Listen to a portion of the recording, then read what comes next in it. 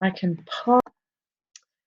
Okay, we are going to make this a full screen and we are going to move at rapid speed. I want to talk to you about emergent reading, and until I can get my slides to move, I'm just going to talk to you for a few minutes. Reading begins long before we ever introduce the written word to our children. And so we are holding books the right way. We are reading left to right. We are holding things up and down. We call that emergent reading, and it begins right away, right when we start talking to our children, even making sounds to our children. Sound is all about reading. So we start with the sounds, and then we give them a code, and then we tell them what the code is and what letters and letter combinations make those sounds. So that's emergent reading. And we think that we're teaching them reading when we start picking up books, but we start long before that, indeed. So what we're going to do is talk about why we even have people telling us what makes a good reader and how we determine that. And that was known as the National Reading Panel. The National Reading Panel was commissioned of reading specialists, and I am a reading specialist, by the way. My name is Kristen Eckenweiler, and I'm doing my best to get this out today, so it's not going to be pretty. But the National Reading Panel was commissioned to people much like myself to determine what makes a good reader, and they came up with what is known as the Big Five. And the Big Five, these areas are now driving all of the curriculum that's out there. We want to have phonemic awareness, phonics, fluency, vocabulary, and comprehension in all of the curriculum that's being used to teach reading. And I'm going to talk about each one of these because each one of these are very important. And the first one I want to talk to you about is known as phonemic awareness. Phonemic awareness is a phoneme is the smallest unit of sound in the English language. And by itself, it has no meaning. Many people think, oh, my children can hear just fine, but it doesn't show up on a hearing test. It is all about the sounds that we process neurologically. So it's happening in the brain. I want to make sure that kids are learning or processing the sounds the way that I think that I'm saying them. And many times that doesn't happen because of the way that their brain processes these sounds. So we say that it could be tested in the dark because it's different from phonics. It does not require any letter recognition whatsoever. And so it's just, you're in a room and you say, who picked you up from soccer? Dad did. What's the last sound you hear in that word? It's all about the sounds, no letter identification. So that's what makes it different from phonics. And again, it doesn't show up on a hearing test. It is all about the way they process sounds neurologically. Many claim that this is the #1 predictor of reading success because as I move through the other 4 areas, you'll see that if I have holes in this area, being aware of the sounds of our language, then I end up with holes in my phonics. I end up with holes in my fluency and in my comprehension, and I'll connect some of those dots. So we begin this during those emergent years when I'm holding up books and I'm reading from left to right to my children and I'm teaching them sounds. We hope that all these sounds are mastered by the end of 2nd grade. It is certainly not the case. We have adults that are wandering around that don't even process some of these sounds. This was a great study done by Sally Shaywitz. This is from her book, Overcoming Dyslexia, and I don't let that scare you. Dyslexia is an umbrella term for a neurological processing order. So it's happening in the brain, but there are many types of dyslexia, such as an auditory processing challenge. And some of you have been down this road and you know that your child has a deficit in the phonological component of language. There's that word again, phonological, phoneme. Phoneme is a sound. These kids on the solid line were processing all of the sounds pretty easily coming out of 1st grade. And then the dotted line were kids that were not processing the sounds. And what you'll notice is as they got older, that gap got bigger. So same age, we followed these kids all the way through. And this is what I hear a lot. Well, she's doing better this year. He has improved. And you'll see that the kids on this dotted line have improved as well. But the thing is the older they get, the bigger that gap gets. So these kids are now going into the 6th grade, where the kids that are processing these sounds are reading right at a grade level, and the kids that are on the dotted line are reading at about a 2nd grade, 6th month level. So what that has proven to us as reading specialists is just that we have to teach phonemic awareness. And a lot of times, if it really is a learning challenge, then it is something that we must teach in a multimodality way. And I'm a big proponent of multimodality teaching. And a modality is just a way that we learn. I'm a very auditory learner. Some people are very visual. Some people say, oh, I'm a kinesthetic learner. Well, we're all kinesthetic learners. And so if I touch things and move with things and I experience things, then I give many retrieval pathways for that information. So when I'm teaching phonemic awareness to someone who struggles with the sounds of our language, well, then I have to do multimodality. So I teach it to them visually and kinesthetically, tactile through touch, any way that can give them another mode to retrieve that information that's not just auditory.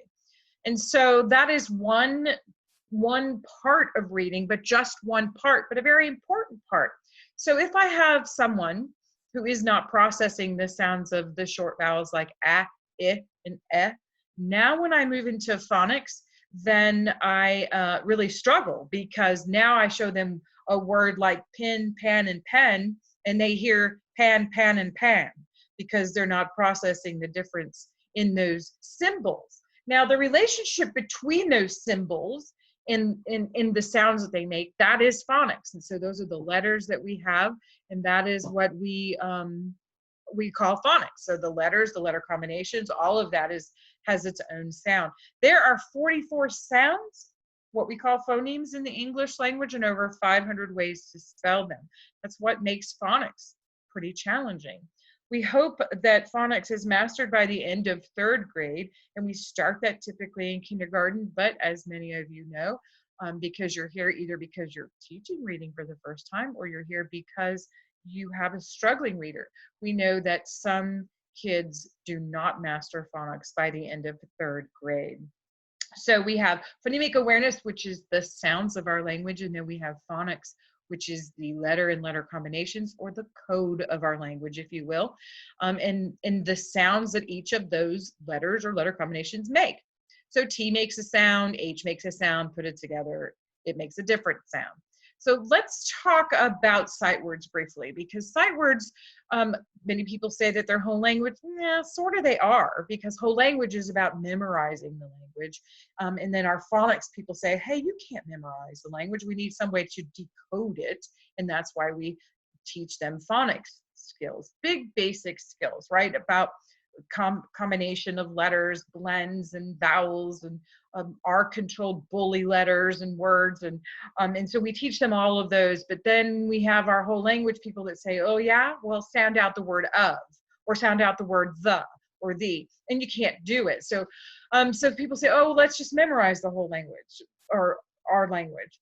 Now, as a reading specialist, I'm doing this a long time now, I think that you need both. And so when Dolch and Fry, very, very smart researchers, decided, hey, there's a lot of words that just show up frequently in print, and some you can sound out and some you can't, but I don't want you to. I want you to know these words when you see them. And when we flip through sight word cards, we're moving at a pretty rapid pace, because we don't want them to sound them out. When you're driving down the road and your kids see those golden arches, they know what that word is. They don't have to sound it out. And that's exactly what I'm looking for when it comes to sight words. The most common word in the English language is the word the or the.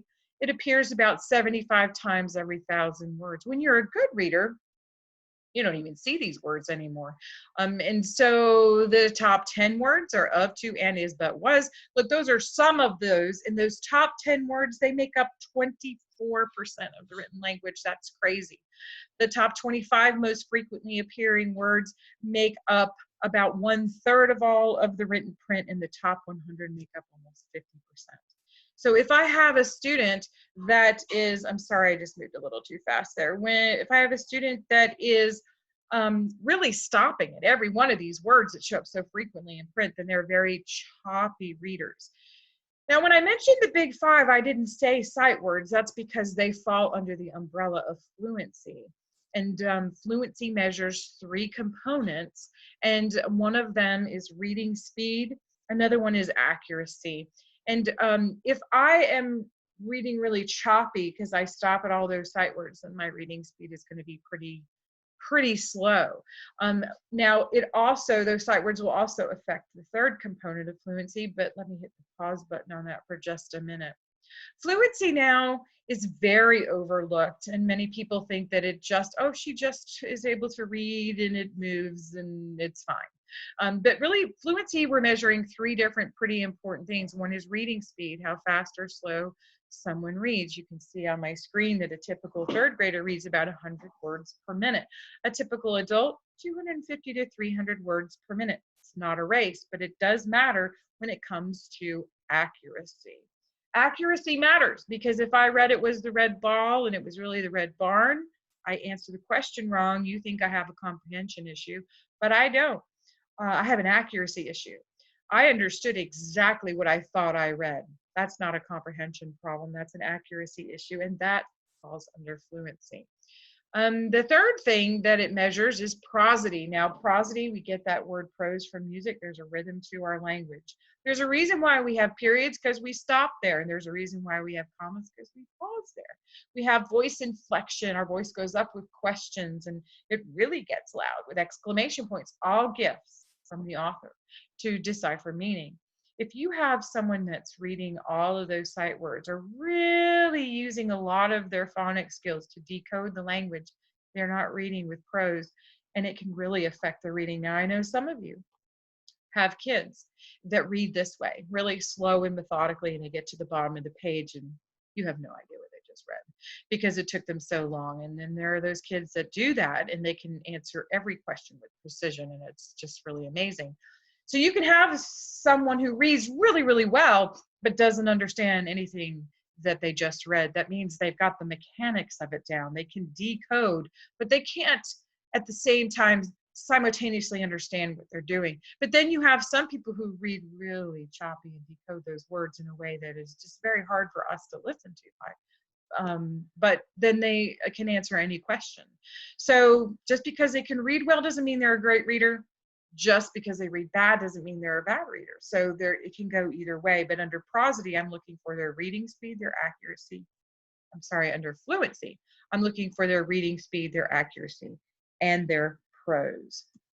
Okay, what contributes to fluency? Well, decoding skills. What are decoding skills? Those are what I understand about phonics. Remember, if I'm stopping to decode every one of those words and oh yeah, C makes the soft sound before E, I, or Y. So I have to remember that all of those decoding skills and their ability to do and remember phonics contributes to whether or not they're a fluid reader.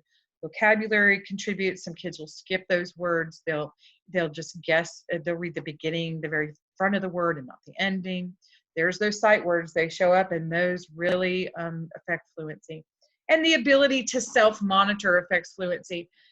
You know, you and I could read and really struggle through a word, and we're like, oh, gee, I don't even know what that word is. But that's because I can self-monitor what I've just done. These kids cannot, all right? So in practice affects fluency. When I play music, the first time I play it, it doesn't sound very good, but let me practice, and it sounds great. So the single best teaching strategy to increase fluency then is repeated reading or practice. Vocabulary knowledge and reading achievement are very closely related. Your vocabulary grows about 3,000 words per year. That's a lot. That's a whole lot. That's like 7 to 10 words a day. If you're teaching that much vocabulary to your young people, that's a whole other workshop. That's too much. All right, so reading has the largest impact on vocabulary development, and students learn as many new words listening as if they're reading themselves, sometimes more. Because if they get to a word they don't know, often they'll skip it or guess at it. But if you're reading to them, or if they're listening to something recorded, then they will hear it correctly. So their vocabulary continues to grow. Comprehension is the last of the big five.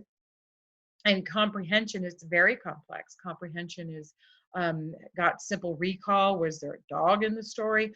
To things like inferring. It's just what's not written on the page. Um, I need to understand where the story's been and where it's going to know what the meaning is that I'm supposed to have. That's inferring. And so what affects comprehension? Well, physical and emotional state affects comprehension. If I'm hungry or tired, or if mom has mistreated me because she didn't let me sleep in and do school later, then I don't want to do anything for her because emotionally I'm dead to you now. And so it makes learning very challenging. Decoding skills affect comprehension. There's those phonics skills again. Now listen, let's just make a connection all the way back now to phonemic awareness. If I don't process the sounds of an a, or I, then pen, I don't know what word that is unless I look at it within context. If I'm looking at it within context to see, am I talking about a pan? Am I talking about a pen? Or am I talking about a pan? Then my reading speed gets really slow. Now that's under fluency. But if my reading speed is too slow, then I might try to speed it up because everybody else around me is reading faster than I am. So then I make a lot of mistakes. There's that accuracy that falls out. And then I start to make mistakes. And so those the sounds I don't process are now affecting the phonics, which now affect the sight words and or the fluency, and then that affects my understanding. And so all of those are connected.